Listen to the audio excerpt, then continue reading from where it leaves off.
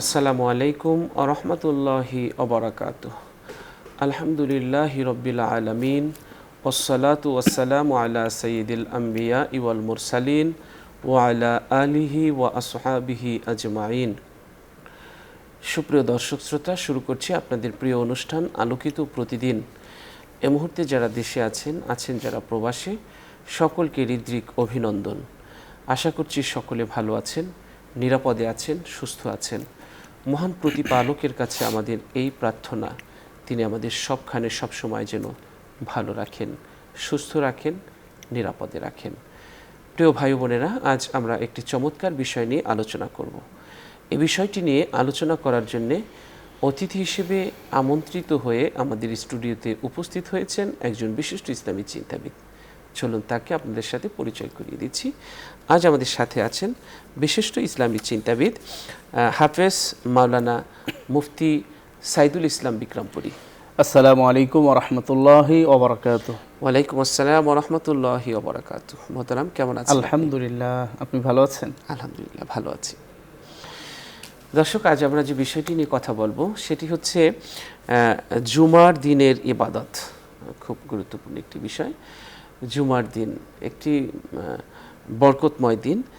এই দিনের ইবাদত কি এবং এই দিনের ইবাদতের ফজিলত কি, আমরা এই বিষয়ে আলোচনা করব। জুমার নামাজ একটি গুরুত্বপূর্ণ নামাজ। নামাজে আমাদের গুনাহ মাফ হয়, আমাদের কলব সাফ হয়, আমাদের জীবন সুন্দর হয়। জায়নামাজের নিচে আল্লাহ তাআলা আমাদের জন্য পৃথিবীর সমস্ত সুখ শান্তি মনে হয় যেন লুকিয়ে রেখেছেন। এজন্যে আমরা যখন নামাজ পড়ি আমাদের হৃদয়ে প্রশান্তি মেলে, আমাদের ভিতরের হতাশা দূর হয়ে যায়। আমরা নিয়মিত নামাজ পড়ব। জুমার দিন আমরা ঘুম থেকে একটু আগে ওঠার চেষ্টা করব, তাহাজ্জুদ নামাজ পড়ার চেষ্টা করব, ফজর জামাতে পড়ার চেষ্টা করব। জুমার দিন আমরা বেশি বেশি দরুদ শরীফ পাঠ করব এবং এই দিনে আমরা বেশি বেশি দোয়া করব, কারণ এই দিনে দোয়া কবুল হয়। জুমার দিনে আমরা চেষ্টা করব একটু আগে মসজিদে যেতে, কারণ হলো নামাজের জন্য অপেক্ষা নামাজের মধ্যে শামিল বলেই গণ্য হয়। সুতরাং আমরা আগে গিয়ে মসজিদে নামাজের জন্য অপেক্ষা করতে পারি। আমরা সূরা কাহাফ তেলাওয়াত করব এবং আমরা জুমার দিনে দেখা যায় যে অনেকে দেরিতে এসে পিছন থেকে ভিড় ঠেলে সামনে গিয়ে বসে। এটা আমরা করব না। জুমার দিনে আমরা সুগন্ধি ব্যবহার করব, গোসল করব, হেঁটে মসজিদে যাব এবং গভীরভাবে মনোযোগ দিয়ে আমরা খুতবা শুনব এবং তাহিয়াতুল মসজিদে নামাজ আদায় করব। আমরা জুমার দিনে আমরা আগে যাওয়ার যে ফজিলত রয়েছে এবং জুমার দিনে ইবাদতের যে ফজিলত রয়েছে, এ সম্পর্কে কোরআন হাদিস কি বলেছে আমরা তার নির্যাসটুকু আপনাদের শোনানোর চেষ্টা করব। চলুন আমরা যাচ্ছি আমাদের প্রিয় অতিথির কাছে। জি মোহতারাম। আলহামদুলিল্লাহি ওয়াহদা ওয়াসসালাতু ওয়াসসালামু আলা মান লা নাবিয়্যা বা'দা, আম্মা বা'দ। ফাউযু বিল্লাহি মিনাশ শাইতানির রাজীম। বিসমিল্লাহির রহমানির রহিম। ইয়া আইয়ুহাল্লাযীনা আমানু ইযা নুদিয়া লিস-সালাতি মিন ইয়াউমিল জুমআহ ফাসআউ ইলা যিকরিল্লাহি ওয়া যারুল বাই', যালিকুম খায়রুল লাকুম ইন কুনতুম তা'লামুন। ওয়া ক্বালা রাসূলুল্লাহি সাল্লাল্লাহু আলাইহি ওয়াসাল্লাম খায়রু ইয়াউমিন তালাআত আলাইহি আশ-শামসু ইয়াউমুল জুমআহ আও কামা ক্বালা আলাইহিস সালাতু ওয়াসসালাম। আলহামদুলিল্লাহ, নিউজ 24 কর্তৃক আয়োজিত আলোকিত প্রতিদিন অনুষ্ঠানের আজকে ঠিক এই মুহূর্তে সঞ্চালকের পক্ষ থেকে অত্যন্ত গুরুত্বপূর্ণ এবং জীবন ঘনিষ্ঠ একটি বিষয়কে সামনে রেখে আলোচনার জন্য আমি উপস্থিত হতে পেরেছি এবং যারা এত সুন্দর আয়োজন করেছেন আমি তাদেরকে মোবারকবাদ জানাচ্ছি, সঞ্চালককে আন্তরিক মোবারকবাদ জানাচ্ছি একটি সুন্দর গুরুত্বপূর্ণ জীবন ঘনিষ্ঠ বিষয় নির্বাচন করার জন্য। আজকে যে বিষয়টি নির্বাচন করা হয়েছে জুমার দিন সম্পর্কে অত্যন্ত গুরুত্বপূর্ণ একটি বিষয়। আমরা জুমার সম্পর্কে অনেকেই অলসতা করে থাকি, অসতর্ক থাকি। জুমার দিনের গুরুত্ব, ফজিলত, করণীয়, বর্জনীয় সম্পর্কে আমাদের জ্ঞান না থাকার কারণে আমরা অন্য দিনের মতো এই দিনকে মনে করি, অথচ এই দিনটি হচ্ছে সপ্তাহের মধ্যে সবচাইতে দামি এবং গুরুত্বপূর্ণ দিন। জুমা এটা মূলত আরবি শব্দ ইয়াউমুল জুমা। এই শব্দের শাব্দিক অর্থ হলো একত্রিত হওয়া, সম্মিলিত হওয়া ইত্যাদি। এর একটা পারিভাষিক অর্থ হলো যে শুক্রবার বা জুমার দিনে নির্দিষ্ট সময়ে প্রাপ্তবয়স্ক মুসলমানরা মসজিদে একত্রিত হয়ে জামাতের সাথে যে নামাজ আদায় করে, মূলত এই নামাজটা এই দিনের একটা গুরুত্বপূর্ণ আমল, এটাকে জুমার নামাজ বা জুমার দিনের আমল বলা হয়। জুমার নামাজ মূলত 2 রাকাত এবং ইমামের যে 2টি খুতবা রয়েছে এটির সম্মিলিতকে 4 রাকাত ধরা হয় আর কি। এবং এটা প্রাপ্তবয়স্ক যাদের উপরে এই নামাজটা আল্লাহ রাব্বুল আলামিন ফরজ করে দিয়েছেন, অবশ্যই এটা পালনীয়। কোরআনে কারীমের মধ্যে আল্লাহ সুবহানাহু ওয়া তাআলা এই জুমার সম্পর্কে একটা স্বতন্ত্র সূরা আল্লাহ তাআলা নাজিল করেছেন এবং এই জুমার দিনের এই নামাজ সম্পর্কে আল্লাহ রাব্বুল আলামিন স্বয়ং নিজে কোরআনে কারীমের মধ্যে আয়াত নাজিল করে বলেন, ইয়া আইয়ুহাল্লাযিনা আমানু ইদা নুদিয়া লিস-সালাহ মিন ইয়াউমিল জুমআহ, যে হে ঈমানদারগণ, যখন জুমার দিন তোমাদেরকে নামাজের জন্য আহ্বান করা হয়, ডাকা হয়, আজান দেওয়া হয়, তোমরা ফাসআউ ইলা যিকরিল্লাহ, তোমরা দ্রুত আল্লাহর জিকির অর্থাৎ নামাজ আদায়ের মাধ্যমে আল্লাহর যে স্মরণ হয় এই স্মরণের দিকে তোমরা ধাবিত হও। যালিকুম খায়রুল লাকুম ইন কুনতুম তা'লামুন, আল্লাহ বলেন এটাই তোমাদের জন্য কল্যাণকর এবং উত্তম যদি তোমরা সেটা বুঝতে পারো। হাদিসে পাকে বিশ্বনবী জনাবে মুহাম্মদুর রাসূলুল্লাহ সাল্লাল্লাহু আলাইহি ওয়াসাল্লাম বলেছেন যে খয়রু ইয়াউমিন তলাআত আলাইহি শামসু ইয়াউমুল জুমআহ, যে সমস্ত দিনে সূর্য উদয় হয় এই সমস্ত দিনের মধ্যে সবচাইতে শ্রেষ্ঠ এবং উত্তম দিন হলো ইয়াউমুল জুমআ, জুমার দিন। আমরা এই আয়াত এবং হাদিসকে যদি আমরা সামনে রেখে পর্যবেক্ষণ করি, গবেষণা করি, ভাবি, তাহলে আমরা দেখতে পাই যে নিঃসন্দেহে অন্য দিনের তুলনায় জুমার দিনটা একটু ব্যতিক্রমী দিন এবং এবাদতের দিন এবং ফজিলতের দিক থেকে সবচেয়ে দামি এবং শ্রেষ্ঠ দিন। যে এই দিন সম্পর্কে আল্লাহ রাব্বুল আলামিন স্বয়ং কোরআনে কারিমে যে আয়াতে কারিমার মধ্যে আমরা এখন পাঠ করলাম, আয়াতের মধ্যে আল্লাহ নিজে এই নামাজের প্রতি, জুমার দিনে ধাবিত হওয়ার প্রতি স্বয়ং নিজে তিনি আদেশ করেছেন এবং বিশ্বনবী তিনি এই দিনের শ্রেষ্ঠত্ব বর্ণনা করতে গিয়ে সপ্তাহের মধ্যে সবচেয়ে দামি দিন বলেছেন। আমরা জানি ইসলাম ধর্মের মধ্যে আমাদের উৎসবের দিন হচ্ছে, ঈদের দিন হচ্ছে 2টি। একটি হচ্ছে রমাদানে মোবারকের পরে শাওয়াল মাসের যে প্রথম দিন ঈদুল ফিতর, আর একটা হচ্ছে জিলহজ মাসের 10 তারিখ ঈদুল আজহা। হাদিসে পাকের মধ্যে বিশ্বনবী বলেন আরেকটি ঈদও রয়েছে আমাদের সাপ্তাহিক, সেটা হচ্ছে আল্লাহ তাআলা জাআলাল্লাহু ঈদান, আল্লাহ তাআলা জুমার দিনকে আল্লাহ রাব্বুল আলামিন একটা আনন্দের দিন, উৎসবের দিন নির্ধারণ করেছেন। ইসলাম ধর্মে মূলত এই 3টি উৎসবের আনন্দের দিন, বাকি 2টি হচ্ছে বড় ঈদ আর একটি হচ্ছে ছোট ঈদ, যাকে আমরা জুমার দিন বলে থাকি। তো এই জুমার নামাজটা মূলত কিতাবের ভিতরে এবং হাদিসে পাকের মধ্যে বিশ্বনবী জনাবে মুহাম্মদুর রাসূলুল্লাহ সাল্লাল্লাহু আলাইহি সাল্লাম বলেছেন যে 4 শ্রেণীর মানুষ ব্যতীত বাকি সকল প্রাপ্তবয়স্ক মানুষের উপরে এই জুমার নামাজটা হচ্ছে ফরজ। নবীজি বলেন, আল জুমাতু হাক্কুন ওয়াজিবা আলা কুল্লি মুসলিমিন ফি জামাআ ইল্লা আলা আরবাতিন আবদিন মামলুকিন মারআতিন ওয়া সাবিয়্যিন ওয়া মারিদিন আও মুসাফিরিন। নবীজি বলেন যে জুমার নামাজটা প্রত্যেক মুসলমানের উপরে ওয়াজিব, তবে 4 শ্রেণীর মানুষ ব্যতীত। দাস দাসী বা কৃতদাস, কিন্তু বর্তমান সময়ে আমাদের দেশে এটার প্রচলন নেই, এটা বিলুপ্ত হয়ে গিয়েছে। এরপরেও যদি কোথাও দাস দাসীর এরকম প্রচলন কখনো হয় তাহলে তাদের উপরে জুমার নামাজ নেই। দ্বিতীয়ত, মহিলাদের উপরে জুমার নামাজ নেই। তৃতীয়ত, যারা নাবালেগ অপ্রাপ্তবয়স্ক তাদের উপরে জুমার নামাজ নেই। চতুর্থত, যারা অসুস্থ, মসজিদে যেতে পারেন না, অথবা যারা সফরের হালতে আছে, এই 4 শ্রেণীর মানুষের উপরে জুমার নামাজকে আল্লাহ রাব্বুল আলামিন ফরজ করে দেননি, জামাতকে ওয়াজিব ফরজ করে দেননি। বাকি যারা আছে এই 4 শ্রেণী ব্যতীত সকলকে এই জুমার নামাজে উপস্থিত হওয়ার জন্য মানে ইসলামের নির্দেশনা হলো আবশ্যকীয় কর্তব্য যে তাদেরকে জামাতের সাথেই নামাজ আদায় করতে হবে।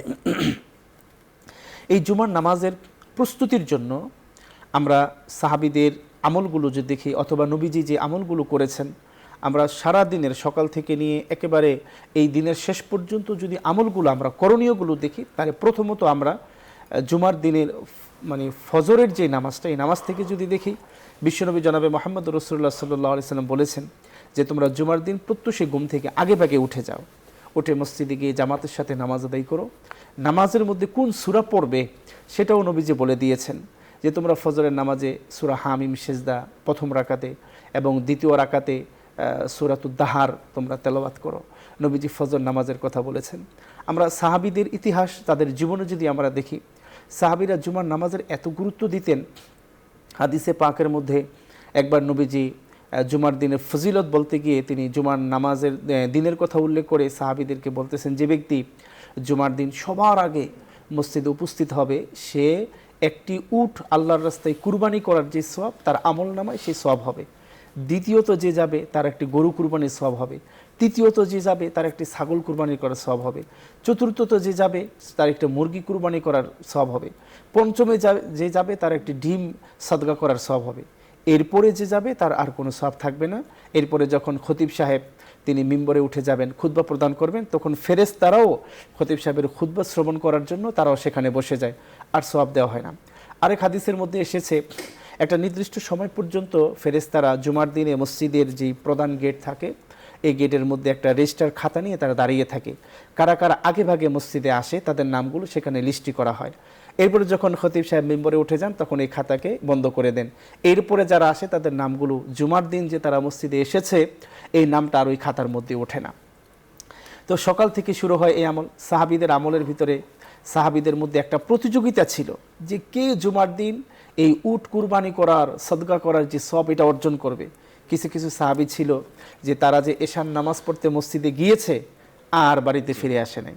কিছু কিছু সাহাবীর জীবনীতে পাওয়া গেছে তারা যে ফজরের সময় মসজিদে ঢুকেছে একেবারে জুমার প্রস্তুতি নিয়ে তারা মসজিদে ঢুকেছে। অর্থাৎ তাদের জুমার দিনটাকে এমন মনে হতো যে এটা তাদের জীবনের জন্য একটি মহা পুরস্কার, এবং এই পাওয়াটাকে তারা তাদের জীবনে পরিপূর্ণভাবে এর সুবিধাটা নেয়ার জন্য তারা প্রতিযোগিতা এবং লেগে থাকতো কার আগে কে যেতে পারে এবং কে কতটুকু বেশি সওয়াব অর্জন করতে পারে। সাহাবীদের এই চমৎকার কথা বলছিলেন আমাদের অতিথি।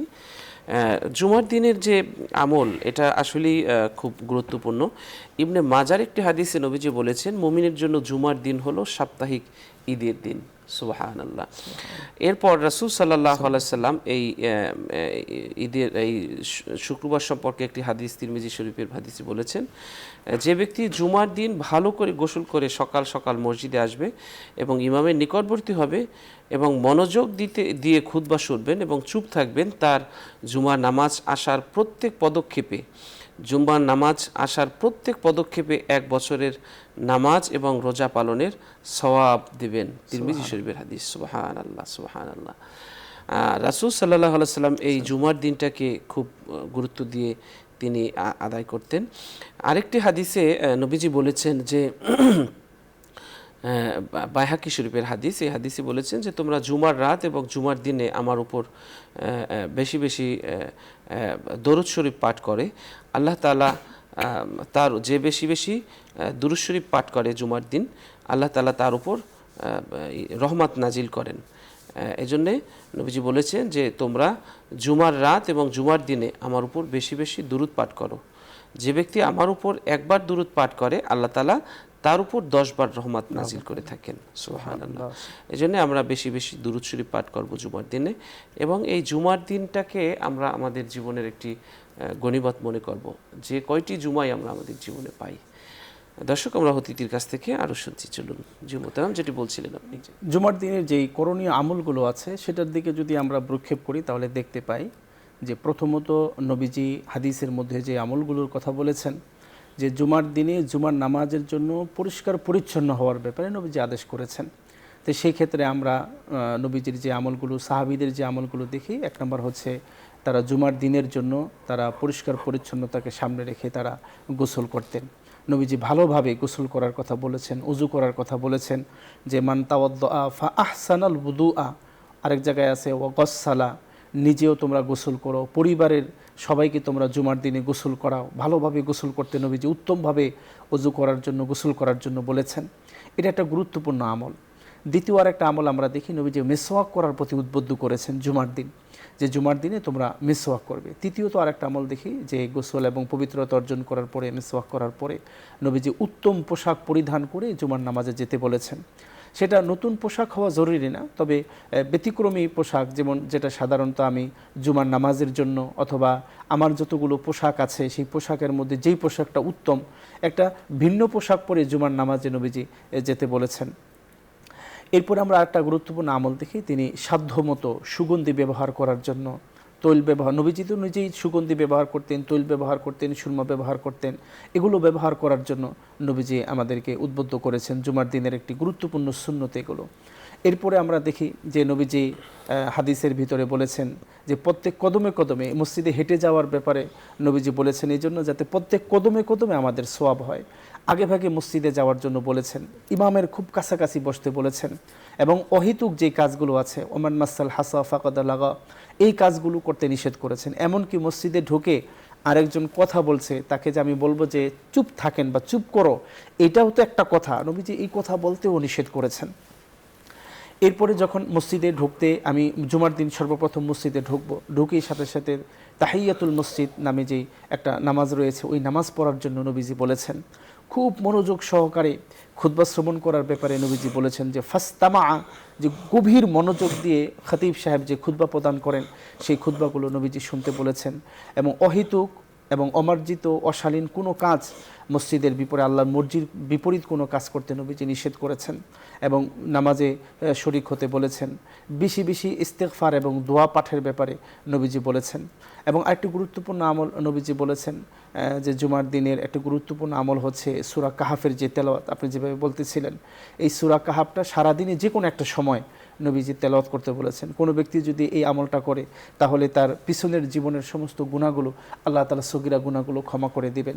হাদিসে পাকের মধ্যে নবীজি দোয়ার ব্যাপারে একটি গুরুত্বপূর্ণ হাদিস তিনি বলেছেন জুমার দিনের ব্যাপারে, যে জুমার দিন একটা এমন সময় আছে যে সময়টা যদি ইবাদত বন্দেগীর পরে দোয়ার মধ্যে বান্দা মুশকুল হয়, আর ওই সময়টা যদি বান্দার নসিবে হয় যে সময়টা দোয়া কবুল হয়, তো জুমার দিনের ওই সময়টা যদি সে পেয়ে যায় তাহলে তার ওই দোয়ার মাধ্যমে তার জীবনের সমস্ত চাওয়া পাওয়া, হাদিসের ভিতরে এসেছে যে বান্দা যা চাবে ওই সময় আল্লাহ তাআলা সেটাই তার জন্য মঞ্জুর করে দিবেন। তো এই জন্য পুরো সময়টা, জুমার দিনের পুরো সময়টা হচ্ছে একটা ইবাদতের এবং আল্লাহর কাছ থেকে কিছু চেয়ে নেওয়ার একটা দিন। তো সেই ক্ষেত্রে আমরা যদি পুরো দিনটাকে একটা সুন্দর রুটিন করে, নবীজি যেভাবে আমলের যে কথাগুলো বললাম, একেবারে ফজরের নামাজ থেকে শুরু করে সেই শেষ মুহূর্ত পর্যন্ত পুরো দিনটা, জুমার নামাজের আগে জুমার নামাজের পরে আমাদের যে করণীয় এবং বর্জনীয়গুলো আছে এই কাজগুলো যদি আমরা বুঝে শুনে করতে পারি তাহলে দেখা যাবে জুমার দিনের যে ফজিলত, জুমার দিনের ইবাদতের যে মহাপুরস্কার এবং ক্ষমার যেই ঘোষণা, দোয়া কবুলের যেই ঘোষণা, এগুলো আমি অর্জন করতে পারবো। আর যদি কোনো ব্যক্তি এই জুমার দিনটাকে অলসতার কারণে, ব্যস্ততার কারণে অথবা অবহেলার কারণে সে যদি এই দিনটাকে ছেড়ে দেয়, পরিত্যাগ করে, হাদিসে তার ব্যাপারে কঠিন হুঁশিয়ারি এসেছে। নবীজি বলেছেন যে কোনো ব্যক্তি যদি পরপর 3টি জুমা সে পরিত্যাগ করে তাহলে তার নামটা মুনাফিকের খাতার ভিতরে তার নামটা লিপিবদ্ধ হয়ে যায়। এবং কেউ যদি 3টি জুমা এরকম অলসতার কারণে ছেড়ে দেয়, আল্লাহ নবী বলেছেন সে কেমন যেন ইসলামকে সে পিছনে নিক্ষেপ করে দিল। আবার আরেক হাদিসের মধ্যে নবীজি বলেছেন কেউ যদি অলসতার কারণে, অবহেলার কারণে সে যদি 3 জুমা ছেড়ে দেয় তাহলে তার অন্তরের ভিতরে আল্লাহ তাআলা মোহর মেরে দেয়। তখন আর তার দিনের কোনো কথা, কোরআনের কোনো কথা, হাদিসের কোনো কথা তার কাছে আর স্বাদ বা মজা সেটা পাবে না। মসজিদে যেতে ভালো লাগবে না, দিনের ধর্মের যেই কর্মকাণ্ড এগুলো করতে তার ভালো লাগবে না, তার দিল কেমন যেন মরে যাবে।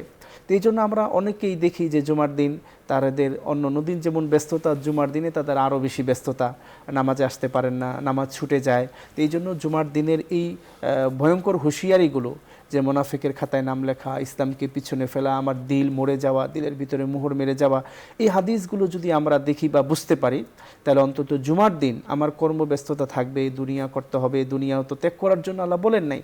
জুমার দিনের নামাজের পরবর্তী করণীয় ব্যাপারেও আল্লাহ তাআলা কোরআনে কারীমের সূরা জুমার ভিতরে বলে দিয়েছেন যে তোমার দুনিয়া জুমার নামাজের জন্য বন্ধ নয়, তুমি নামাজ আদায় করে আবার জীবিকা উপার্জনের জন্য তুমি বের হয়ে যাও। ফাইদা কুদিয়াতিস সালাত ফান্তাশিরু ফিল আরদ ওয়াবতাগু মিন ফাদলিল্লাহ ওয়াযকুরুল্লাহা কাসীরান লাআল্লাকুম তুফলিহুন। আল্লাহ বলেছেন যে যখন তোমার নামাজ সমাপ্ত হয়ে যাবে, নামাজ শেষ হয়ে যাবে, তখন তুমি পৃথিবীতে আবার ছড়িয়ে পড়ো, আল্লাহ পাকের সেই অনুগ্রহ তুমি তালাশ করো, আল্লাহকে বেশি বেশি স্মরণ করো, তাহলে তোমার জীবনে তুমি সফলতা খুঁজে পাবা।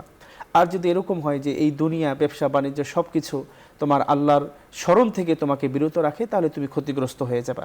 তো এই বিষয়গুলো যদি আমরা সামনে রাখি এবং বুঝতে পারি এবং আমল করতে পারি তাহলে জুমার দিনের যেই ফজিলত এবং যে পুরস্কারগুলো আছে এগুলো অর্জন করা আমাদের জন্য সহজ হবে।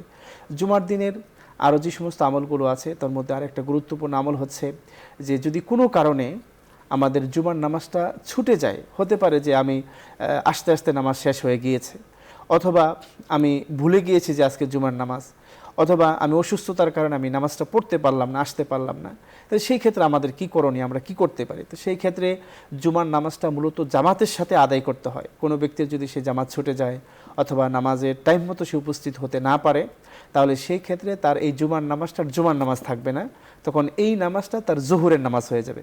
তখন তাকে এটা কাজা করলে জোহরের 4 রাকাত নামাজ কাজা করে নিতে হবে, এভাবে করতে হবে। এরপরে আমরা আরও যে বিষয়গুলো দেখি সেটা হচ্ছে জুমার দিনে মূলত একটা আমলের দিন। আমরা পুরো সময়টাকে যদি আমলে কাটাতে পারি, কোরআন তেলাওয়াতের মাধ্যমে, জিকির আসকারের মাধ্যমে, হাদিসে পাকের মধ্যে আল্লাহ সুবহানাহু ওয়া তাআলা এই আমলগুলোর মাধ্যমে বান্দার গুনাহ মাপের যেই আল্লাহ নবী ঘোষণা দিয়েছেন, তিনি বলেছেন যে মান তাওয়াদ্দা ফা আহসানাল ওযুআ সুম্মা আতাল মাসজিদা ফাদানা ওয়ানসাত ওয়াস্তামা গুফিরা লাহু বাইনাহু ওয়া বাইনাল জুমআতিল উখরা। আল্লাহ নবী বলেছেন যে কোনো ব্যক্তি যদি জুমার দিন সুন্দর করে উজু করে, সুন্দর করে উজু বানায়, এরপরে জুমার মসজিদে আসে, ইমামের খুব কাছাকাছি বসে চুপ থাকে এবং ইমামের খুতবাটা গভীর মনোযোগ সহকারে শোনে, তাহলে আল্লাহ সুবহানাহু ওয়া তাআলা তার এই জুমা থেকে পরবর্তী জুমা, এই মাঝখানের পুরা এই 1 সপ্তাহের গুনাহ আল্লাহ তাআলা তাকে ক্ষমা করে দিবেন। এবং অন্য হাদিসের ভিতরে এসেছে ওয়া জিয়াদাতু সালাসাতি আইয়াম, বলেছেন যে 1 সপ্তাহের গুনাহ তো মাফ হবে আল্লাহ তাআলা অতিরিক্ত আরও 3 দিনের গুনাহ, অর্থাৎ আল্লাহ রাব্বুল আলামিন একটা জুমার নামাজ সুন্দর করে হাদিস অনুযায়ী নবীজি যেভাবে বলেছেন ওভাবে আদায় করার বদৌলতে 10 দিনের গুনাহ আল্লাহ তাআলা তার ক্ষমা করে দিবেন। এইভাবে অনেক ক্ষমার ঘোষণা আছে। কিন্তু আমরা যেই কাজগুলো আসলে আমাদের দ্বারা হয়ে যায়, আমরা জুমার মসজিদে গেলে অনেক সময় আমরা ভুলবশত যে কাজগুলো করে থাকি, যার কারণে আমার সোয়াব এবং ক্ষমা অর্জন করার যেই কথা ছিল, আমরা সেখানে গুনাহ নিয়ে মসজিদ থেকে ফিরে আসি। তোর মধ্যে একটা আমরা বর্তমান সমাজে দেখতে পাই, সেটা হচ্ছে মানুষ ডেঙ্গিয়ে সামনে চলে যাওয়া, যে আমি পরে এসেছি, আমার যেখানে খালি জায়গা আছে আমি সেখানে বসে পড়ব। কিন্তু দেখা যায় যে পরে এসে মানুষ ডেঙ্গিয়ে সামনে চলে আসতেছে। আবার যখন ইমাম সাহেবের নামাজ শেষ, এরপরে যে আরও নামাজ আছে, ইমাম সাহেবের জুমার নামাজ শেষ করলেন, আমরা বর্তমান সময়ে দেখি যে সালাম ফিরানোর সাথে সাথে মুসল্লির 50% মুসল্লি তারা বাকি নামাজ কালাম বাদ দিয়ে মসজিদ থেকে হুড়মুড় করে মানুষের কাদের উপরে পাড়া দিয়ে, পায়ে পাড়া দিয়ে এরকম বের হয়ে যাচ্ছে। যে এটা আসলে একটা খুব মারাত্মক একটা আমাদের বিধি। আমরা জুমার দিনে একটা খুব অন্যায় কাজ, যে টপকায় সামনে যাওয়া, পিছনে আসা, এই কাজটা। জুমার নামাজ যে শুধু 2 রাকাত বিষয়টা এরকম না, তার আগে এবং পরে আরও কিছু ইবাদত বন্দেগী আছে, সুন্নত নামাজ আছে, দোয়া আছে, দোয়ার আমল আছে। আমরা আসলে দোয়া করতেই চাই না, অথচ জুমার দিন এই দোয়াটা তো অত্যন্ত গুরুত্বপূর্ণ। হাদিসে পাকে বিশ্বনবী জনাবে মুহাম্মদুর রাসূলুল্লাহ সাল্লাল্লাহু আলাইহি ওয়াসাল্লাম বলেছেন যে আদ-দুআউ হুয়াল ইবাদাহ। আরেক হাদিসে বলেছেন আদ-দুআউ মুখুল ইবাদাহ, যে এই যে একটা দোয়া, এই দোয়াটাই তো একটা স্বতন্ত্র ইবাদত এবং দোয়াটা হচ্ছে তোমার ইবাদতের একটা মগজ। কিন্তু আমরা এত তাড়াহুড়া করি, এত ব্যস্ততা, যে জুমার নামাজের সালাম ফেরানোর সাথে সাথে আমি যে আল্লাহর কাছে একটু ক্ষমা চাইবো বা আমার ইবাদত বন্দেগী যে আল্লাহ কবুল করবেন, এটা যে আল্লাহর কাছে বলবো, সেই সময়টা আমাদের হাতে নেই। আমরা তাড়াহুড়া করে বের হয়ে যাই, ইবাদতের মগজ রেখেই আমি আমার কর্মস্থলে দৌড়ারি চলে যাই। ইনশাআল্লাহ আল্লাহ তাআলা আমাদের তৌফিক দান করুক এবং এই জুমার দিনে আল্লাহর কাছ থেকে কিছু চেয়ে নেওয়ার তৌফিক দান করুন। অনেক ধন্যবাদ। দর্শক, আমরা খুব গুরুত্বপূর্ণ একটি বিষয় নিয়ে কথা বলছিলাম। মুসনাদে আহমেদের একটি হাদিসে এসেছে, নবীজি বলেছেন জুমার দিন একটি সময় আছে যখন কোনো মুসলিম বান্দা আল্লাহর কাছে কোনো কল্যাণ চাইলে তিনি তাকে তা অবশ্যই দেবেন, আর সেটি হলো আসরের পর। বুখারী শরীফে এই হাদিসটি এসেছে। আবু দাউদ শরীফের আরেকটি হাদিসে নবীজি বলেছেন যে জুমার দিন 12 ঘন্টা সময়, এর মধ্যে একটি সময় আছে এমন যখন কোনো মুসলিম বান্দা আল্লাহর কাছে কিছু চাইলে তিনি তাকে তা অবশ্যই দিবেন। সুতরাং তোমরা আসরের পর শেষ সময়টুকুতে তা অনুসন্ধান করো।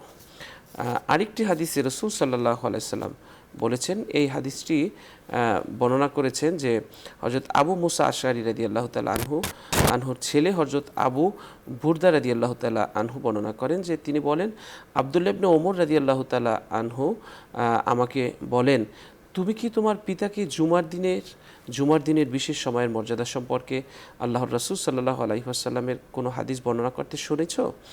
আমি বললাম, হ্যাঁ, আমি তাকে বলতে শুনেছি। আমি আবু মুসা আশআরী আল্লাহর রাসূল সাল্লাল্লাহু আলাইহি ওয়াসাল্লামকে বলতে শুনেছি, সেটি হলো ইমামের বৈঠকে বসা থেকে নামাজ শেষ হওয়া পর্যন্ত মাঝখানের সময়টুকু। মুসলিম শরীফ।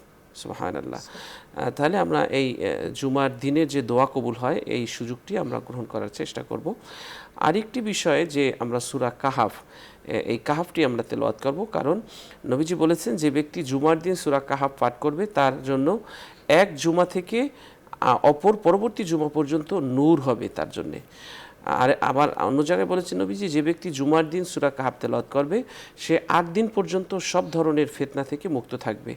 যদি দাজ্জাল বের হয় তবে সে দাজ্জালের ফিতনা থেকেও মুক্ত থাকবে।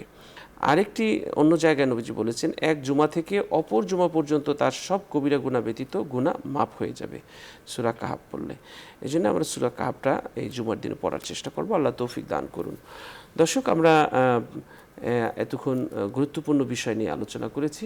আল্লাহ তাআলা আমাদের সকলকে এই বিষয়টি নিয়ে আমল করার, বেশি বেশি জুমার দিনে যে ইবাদত সেই ইবাদতগুলো বেশি বেশি করার তৌফিক দান করুন। অনুষ্ঠানের পর্যায়ে একটি মোনাজাত হবে, আপনারা আমাদের সাথে চাইলে মোনাজাতে শরীক হতে পারবেন। আজ দোয়া করছেন আমাদের প্রিয় অতিথি। আল্লাহুম্মা সাল্লি আলা মুহাম্মদ ওয়া আলা আলি মুহাম্মদ কামা সাল্লাইতা আলা ইব্রাহিম ওয়া আলা আলি ইব্রাহিম ইন্নাকা হামিদুম মাজিদ। আল্লাহুম্মা বারিক আলা মুহাম্মদ ওয়া আলা আলি মুহাম্মদ কামা বারাকতা আলা ইব্রাহিম ওয়া আলা আলি ইব্রাহিম ইন্নাকা হামিদুম মাজিদ। আলহামদুলিল্লাহি রাব্বিল আলামিন ওয়াল আকিবাতু লিল মুত্তাকিন ওয়াসসালাতু ওয়াসসালামু আলা সাইয়্যিদিল আমবিয়াই ওয়াল মুরসালিন ওয়া আলা আলিহি ওয়া সাহবিহি ওয়ান নাসি আজমাইন। আমিন। ربنا ظلمنا أنفسنا وإن لم تغفر لنا وترحمنا لنكونن من الخاسرين. ربنا آتنا في الدنيا حسنة وفي الآخرة حسنة وقنا عذاب النار. رب ارحمهما كما ربياني صغيرا. رب ارحمهما كما ربياني صغيرا. اللهم إنا نسألك الهدى والتقى والعفاف والغنى. يا حي يا قيوم برحمتك نستغيث. يا أرحم الراحمين يا أكرم الأكرمين يا رحيم المساكين يا رب العالمين.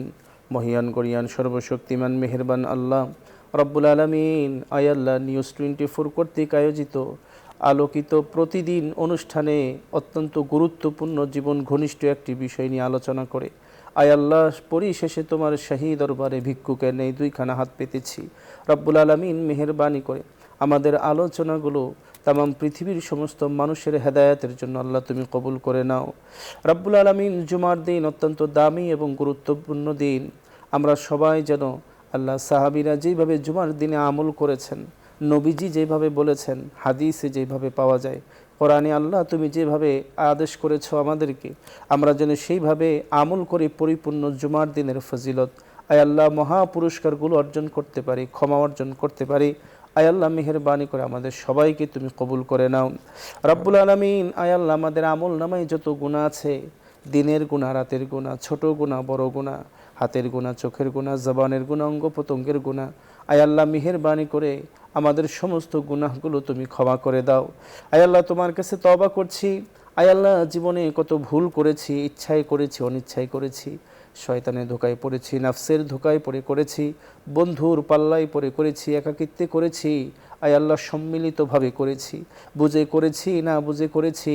আয় আল্লাহ মেহেরবানি করে আমাদের সমস্ত গুনাহগুলো তুমি তোমার গফফার এবং গফুর নামে ওসিলায় আমাদের জিন্দেগির গুনাহগুলো মাফ করে দাও। রব্বুল আলামিন, যতদিন দুনিয়াতে আছি, জীবনের শেষ নিঃশ্বাস পর্যন্ত আয় আল্লাহ তোমার হুকুমগুলো যথাযথভাবে নবীর তরিকায় আদায় করতে পারি আল্লাহ সেই তৌফিক আমাদের সবাইকে তুমি নসিব করো। রব্বুল আলামিন, মেহেরবানি করে আয় আল্লাহ তোমার কাছে ফরিয়াদ, আয় আল্লাহ জীবনে যত আয় আল্লাহ ইবাদত বন্দেগী করেছি আমাদের ভুল ত্রুটি করে মার্জনা করে আয় আল্লাহ আজকে পর্যন্ত আমাদের সমস্ত ইবাদতগুলো নাজাতের জরিয়া হিসেবে তুমি কবুল করে নাও। আয় আল্লাহ বাকি জিন্দেগিতে আয় আল্লাহ 5 ওয়াক্ত নামাজ সহ জীবনে যত ইবাদত বন্দেগী আছে আল্লাহ যথাযথভাবে আদায় করতে পারি, যথাসময়ে আদায় করতে পারি আল্লাহ সেই তৌফিক নসিব করো। রব্বুল আলামিন, মাহ রমাদান বিদায় হয়ে গিয়েছে। আয় আল্লাহ যতগুলো সিয়াম কিয়াম করেছিলাম, আয় আল্লাহ কোরআনে হাকিমের তেলাওয়াত করেছিলাম, দান খয়রাত সহ তাসবিহ তাহলিলের খতম করেছিলাম, আয় আল্লাহ আমাদের সকলের মাহ রমাদানের ইবাদত বন্দেগীগুলো আয় আল্লাহ মেহেরবানি করে তুমি কবুল করে নাও। রব্বুল আলামিন, আয় আল্লাহ ভুল ত্রুটিগুলো তুমি মার্জনা করে দাও। রব্বুল আলামিন, আমরা যারা হাত উত্তোলন করেছি এই মুহূর্তে যে যেখান থেকে আমাদের সাথে হাত বাড়িয়েছে, আয় আল্লাহ তোমার শাহী দরবারে আল্লাহ আমাদের অনেকের মা নাই, বাবা নাই, আয় আল্লাহ মেহেরবানি করে যারা যে যেখানে 3.5 হাত মাটির নিচে কবর জমিনে শায়িত, আয় আল্লাহ মেহেরবানি করে কিয়ামত পর্যন্ত সকলকে তুমি মাফ করে দাও রব্বুল আলামিন। আমাদের বাবার বংশ, মায়ের বংশ, শ্বশুরের বংশ, শাশুড়ির বংশের মধ্য থেকে আমিন, চিরবিদায় আমিন, নিয়ে যে আমিন। যেখানে আল্লাহ সকলকে তুমি মাফ করে দাও। আয় আল্লাহ পরিশেষে তোমার কাছে ফরিয়াদ, আজকের এই অনুষ্ঠানের আয় আল্লাহ পৃষ্ঠপোষক বসুন্ধরা গ্রুপের চেয়ারম্যান মহোদয়কে আল্লাহ তুমি কবুল করো, তার সকল কর্মকাণ্ডের মধ্যে তুমি বরকত দান করো। আয় আল্লাহ যত প্রতিষ্ঠান আছে সমস্ত প্রতিষ্ঠানে তুমি বরকত দিয়ে ভরপুর করে দাও। আয় আল্লাহ বিদায় বেলা যেন ঈমান নিয়ে কবরে যেতে পারে সেই তৌফিক নসিব করো। বিহাক্কি কালিমে তাইয়্যিবা লা ইলাহা ইল্লাল্লাহু মুহাম্মাদুর রাসূলুল্লাহ সাল্লাল্লাহু আলাইহি ওয়াসাল্লাম। দর্শক, আমরা আজ এখানেই শেষ করছি। আল্লাহ হাফিজ। আসসালামু আলাইকুম ওয়া রাহমাতুল্লাহি ওয়া বারাকাতুহু।